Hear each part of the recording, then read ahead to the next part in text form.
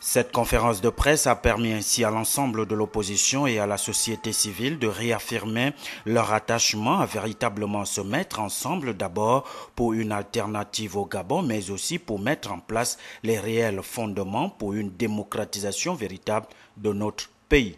L'opposition gabonaise et la société civile disent donc d'une même voix, pas de biométrie, pas de transparence électorale, pas d'élection.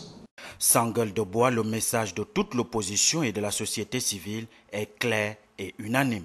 Pas de biométrie, pas d'élection, et qu'on ajoutait que nous on irait aux élections. À quelles élections irons-nous puisqu'il n'y aura pas d'élection? Ça c'est le premier point. Le deuxième point, quand nous parlons d'élections, ça veut dire des élections crédibles. Vous savez tous qu'aujourd'hui le premier parti du Gabon, c'est l'abstention. Est-ce que vous pensez, vous ici tous réunis, que si toute honte pue, aucun parti ne se présente, et le PDG allait seul aux élections et ramener 120 députés, pour vous ce sont des élections? Je ne crois pas.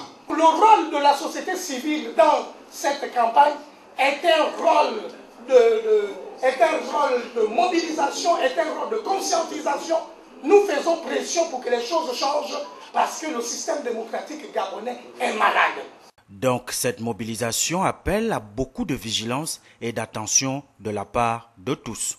Nous disons que tout doit être mis en œuvre, non seulement par les partis politiques, non seulement par la société civile, mais par tous les Gabonais pour qu'il n'y ait pas d'élection sans biométrie.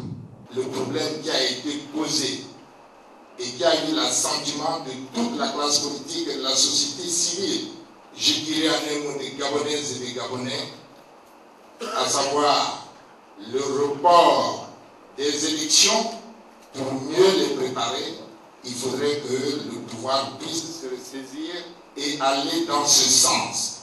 Cette rencontre avec la presse nationale et internationale marque donc ainsi le lancement des actions de sensibilisation et d'information envers le peuple que compte mener cette opposition et qui se poursuivra dans les tout prochains jours par l'organisation d'un grand meeting populaire au carrefour Rio de Libreville.